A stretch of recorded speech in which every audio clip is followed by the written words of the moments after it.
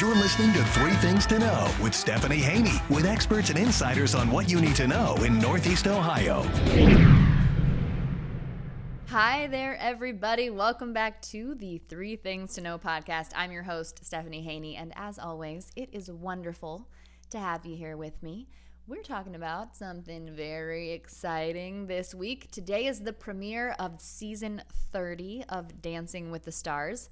And we've got a couple Northeast Ohio people on there. So we're going to talk to one of them today. We're going to talk with WWE Superstar Mike, the Mizanin. And he's going to tell us what it's been like doing all of his training, how he's really stepping out of his comfort zone, and what his competitive strategy is going to be like and how it will be different than maybe his strategy in the past as The Miz, who I think we could generously say can sometimes be a little villainous in the WWE world.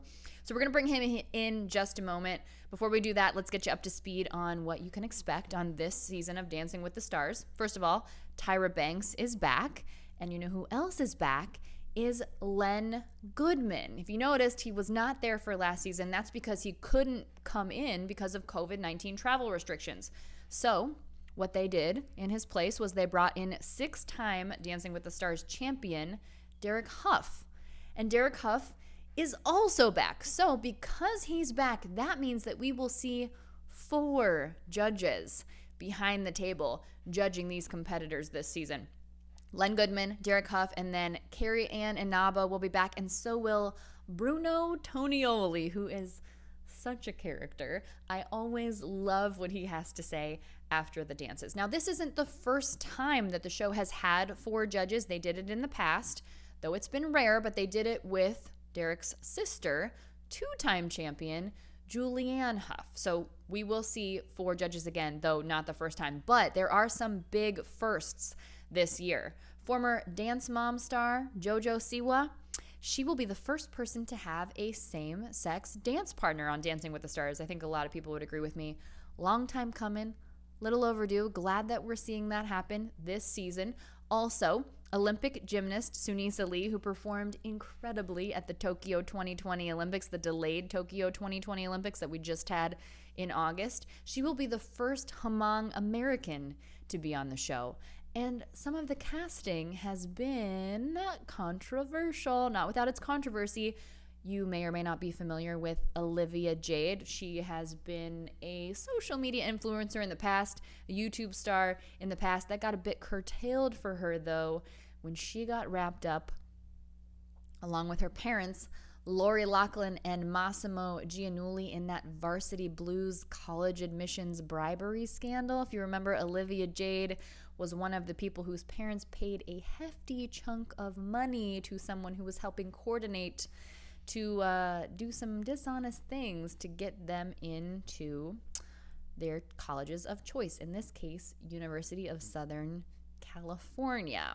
In any case, Olivia Jade taking the narrative back, going on this show, trying to maybe change the conversation about what she's doing, what she's been doing, and really moving forward. And for what it's worth, Massimo Giannulli and Lori Loughlin, they did serve time in custody for what they did, had to pay some fines. So in the eyes of the court of law, they have done what they needed to do in order to make amends for what they did in terms of the college admission stuff. So we'll get to see Olivia Jade dance. People definitely talking about that. And I did mention multiple Northeast Ohio natives. You will also get to see pro dancer, fitness instructor, and talk show host Amanda Kloots on this season of Dancing with the Stars. A lot of people with a lot of dance backgrounds. We're also going to talk to Mike about that. I'm really trying not to call him the Miz because we are focusing on Mike the person. So we're going to bring him in right now. WWE Superstar Mike Mizanin joining us right now, Parma native on the Three Things to Know podcast. Let's bring him in. Mike, thank you so much for being here on the Three Things to Know podcast. Thank you so much for having me.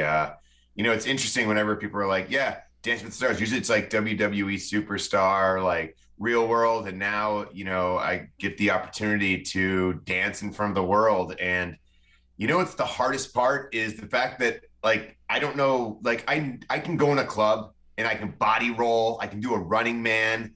I can do, the MC Hammer, if you will. But ballroom dancing is just, completely different than anything I've ever done. And it's interesting. It's like kind of similar, not similar to WWE, but some of the things that we do and have to learn, I'm like, oh, okay.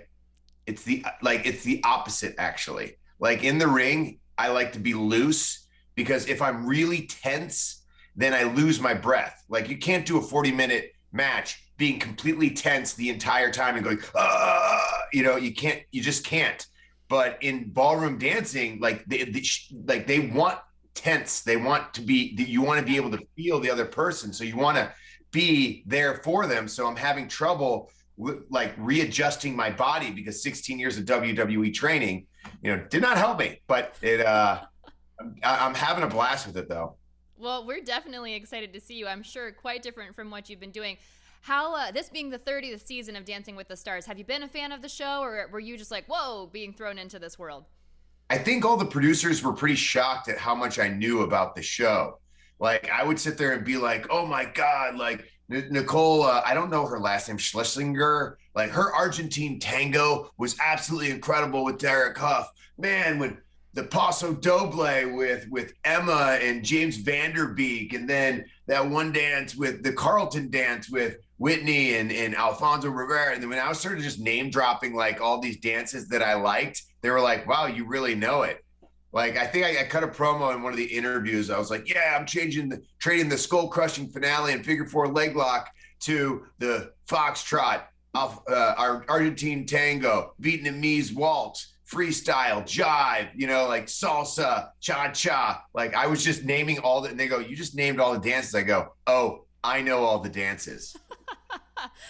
And I think that's something that people will be surprised to learn. I've heard you say in previous interviews talking about this, we know you as Mike the Mizanin, and that's could be a villainous character, but we're going to get to learn more about Mike Mizanin. So what are some things that we might be surprised to see, or how is that different for you?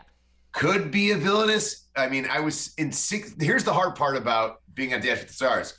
You need people to vote for you. For the past 16 years, I have been the most egotistical, arrogant jerk on WWE. Like, that is what my character is. He will cheat to win. And so now I'm going to ask those people, hey, vote for me. So you're like, oh man. But the thing about it is, I think people get it. And my show Ms. and Mrs. has really been able to, I've been able to show like my family, my like insights of what it's like to be a WWE superstar, a husband, to be with my wife, to be with my children. So people have gotten to see that side of me. Now I hope to see, even in a broader audience on Dancing with the Stars, maybe people that don't watch wrestling, don't watch WWE, maybe they'll tune in now because they saw me on Dancing with the Stars and like, wow, I love this. Let me go watch him on WWE or Ms. and Mrs. So yeah, I hope to just show a little bit more Mike from Parma, Ohio. Mike from Parma, Ohio. And you talk about the daughters. You posted a very cute video dancing with your daughter, getting those practice steps in. Has it registered for them? How do they feel about dad being on Dancing with the Stars? Well, they're 2 and 3.5. So they really don't understand. They just know that Dada practices a lot. And when Dada practices, they want to both be held at the same time. So I'm like practicing with like 50 pounds of weight on me. So let me tell you, it's very difficult. Like, usually when they go to bed is when I try to really lock in and hone in. But man, last night I was up till 3 in the morning building this thing for my daughter's birthday, which is the premiere of Dancing with the Stars. So yeah, it's pretty incredible. So yeah, but we have dance parties every day. Like every day I come home from 3 hours of practice and Monroe and Madison are like, Dada, dance party, Dada. And I'm like, oh, great. I'm not tired as it is, but just to see them smile, that's what it all means to me. That means everything. Who knew this was going to be the conditioning you needed to really break it out on Dancing with the Stars? You see conditioning. So I started this thing at 211 pounds. Like 2 weeks later, I'm at like 202. I've already lost 9 pounds. And this is the lightest I've been since maybe I was 22, 23, when I was on The Real World. Wow, yeah. So that's a change for you, for sure. Let's talk about your competition on Dancing with the Stars very quickly. You're competing against celebrities, another Northeast Ohio native, actually Amanda Kloots, and former Dance Mom star JoJo Siwa. How do you feel about competing against people with professional dance experience on the celebrity side? Yeah, so I go to the professional dancers, like I see them at practice sometimes. I go, guys, is this the hardest season you've seen? Because I feel like everyone has a dance background besides me. And they're like, oh no, they've never had this many. And I go, yeah, like Amanda is like a Broadway dancer as well as a rockette. Then you have JoJo Siwa, who is literally her entire life has been dancing.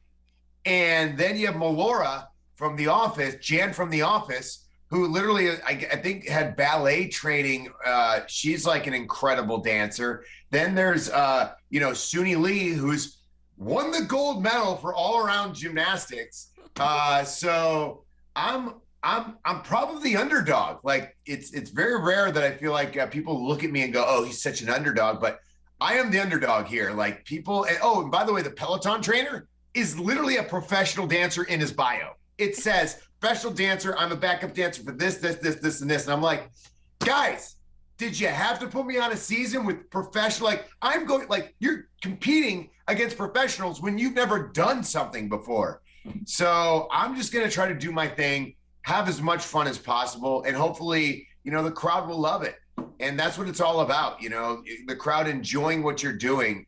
And I'm going to try to do my best. I'm going to try to make sure that every step's, because I want to respect what ballroom is and what they are doing and what my trainer is teaching me. It is going to be a good show. We are sure of that. Now, tell me a little bit about your competitive strategy behind the scenes. Are you pulling pranks on everybody to try and throw them off their game? No, I want everyone at their best, to be honest. Like you would think I'd be like, oh, I'm going to prank everyone. I'm going to get in everyone's head. But I want to, if I win this thing, I want to beat everyone at their best. When they are the top, I don't want someone to trip. I don't want someone to misstep. I want everyone to have their best dance, because then if I beat them for their best dance, it feels so much better. And you wouldn't think that the Miz would say that, but that's how I really am in real life. Like, I want you at your best. I want you to do great. I'm going to motivate you to do great because I want you to be 100%. So if I beat you, then it's just that much better. Well, that's just one way. Well, we'll see a difference between Mike the person, Mike the Miz, for sure. Now, you've talked about, all the dances, the Argentine Tango, the Paso Doble, the Foxtrot. Are there any that you're particularly excited about or particularly nervous about when it comes to actually performing those to compete? I'm nervous about them all, to be, especially like now training and knowing all the precision, like how the timing and the precision and all the right steps and make sure my knee is straight, but my other knee is bent. And then you need to bend the other knee and bend and straighten the other leg. And they need to be perfectly timed out, and your hands need to be in a certain place at a certain time. But I cannot wait for the Paso Doble. Hopefully I make it that long. I really enjoy it. I just think it's aggressive. I think it's beautiful. And I just can't wait to do it.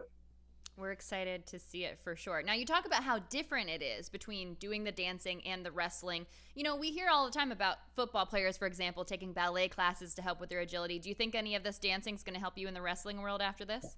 100%. Absolutely. I think any type of tool that you can bring into anything that you're doing is a good thing. And so I definitely think that this is going to help me in WWE as well as in life. I mean, I'll be able to teach my daughters how to dance, as well as my wife has been insanely more competitive than me. Like, she's like, I come home, she'll show me the dance. And I'm like, okay. I go, why? She goes, because if you can show me the dance and do me the dance, then you're going to do much better with your pro. And I'm like, let's go, let's practice. So everyone's been very supportive. It's a whole family event for the Miz and the Misses and the little girls, for sure. We are excited to see you. How do you feel about your chances of bringing home that mirror ball? I think the WWE universe, our fans out there are just adamant, and they are very good at hopefully voting. Hopefully people will vote. Go to abc.com, as well as there'll be a text number that you can use. You can do it like 10 times, by the way. You can vote like 10 times. So hopefully I just get the votes. Like, that's what I'm looking forward to. And I really just want to have fun. And hopefully the fun exudes out to the audience and they have fun with me. We are looking forward to see it. Can't wait to see it. Dancing with the Stars premieres tonight, 8 p.m. on ABC. We'll be following along. Mike, it's my daughter's birthday. Madison's birthday, baby. So we're celebrating a 2-year-old's birthday. Happy birthday to Madison, and thank you for making time for us today on the 3 Things to Know podcast. We appreciate it. Absolutely. Thank you. I think one of the things that I am maybe most excited for about the premiere of Dancing with the Stars is to see who Mike gets partnered with. Again, it feels a little weird to call him Mike and not The Miz, but really trying to call him Mike because we're focusing on Mike the person, not The Miz the character, right? So excited to see who he gets partnered with, and I just think he's going to be so entertaining to watch. So if only for that reason, I really hope to see him go far so we can see him really learn and grow as a dancer. Now, speaking of learning and growing as a dancer, if that's something that you're interested in, here is the dance academy that you need to know in NEO. It's called Sound Motion Dance Academy, and it's in Fairview Park.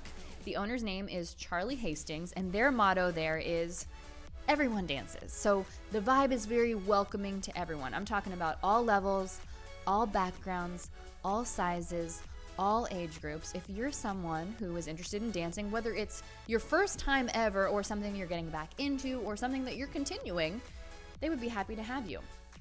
And it comes highly recommended by a very dear friend of mine who has taken classes there for ages. And she tells me that the teachers are passionate and relatable, and that the amount of time, energy, and love they put into not only training the students, but also mentoring and really creating a community there is just absolutely wild. She says if you're looking for it, you can definitely have more than a teacher-student relationship at this place.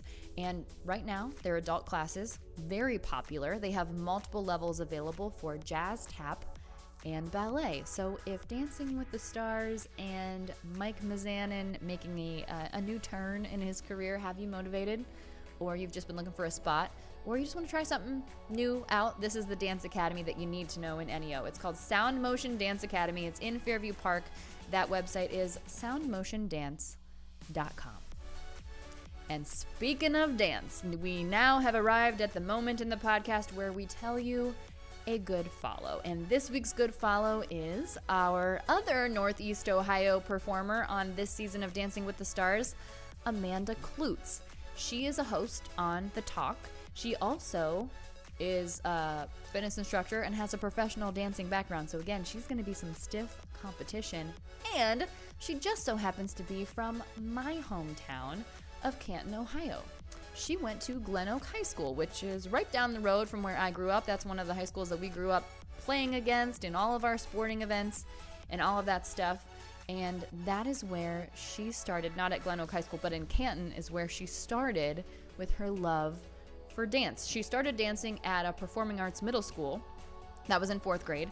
And then she realized how much she loved dance. So she enrolled at the pre-professional dance school, the dance ballet at the Canton Ballet, and then just went on from there. And obviously it served her very well because now she's competing for the Mirrorball Trophy against Mike Mizanin on Dancing with the Stars. So to follow her on Instagram, see everything she's doing behind the scenes, her Instagram handle is Amanda Kloots. That's AMANDAKLOOTS. Of course, that'll be linked along with our Need to Know in NEO, and also all of the social media handles for Mike the Miz Mizanin, all linked on WKYC.com. It'll be linked in the show notes if you are listening to this podcast. It'll be linked in the YouTube info if you are watching this podcast. So we try to get you what you need and provide it to you right where you are.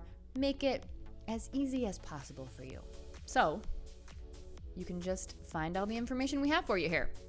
And that's it. That's it for this week's episode of 3 Things to Know. If you guys are liking the podcast, I would just love it if you would leave a rating and a review. And if you're not already subscribed, whether that's on a podcast platform, you know, we are everywhere. iHeart, Spotify, Podbean, SoundCloud, you name it. You can find us wherever you want to listen to us. Just subscribe if you're enjoying the show, and it really helps us get in the ears of more Northeast Ohioans and connect with more people so that we can keep doing this and we can expand our reach and, talk to more people. We do really appreciate it here at the Three Things to Know podcast out of WKYC studios at NBC3 News here in the lovely Cleveland, Ohio. And that's it for this week. I will see you back here next week, everybody, with more Three Things to Know. Thanks for listening to Three Things to Know with Stephanie Haney from WKYC Studios. Subscribe now to stay in the know.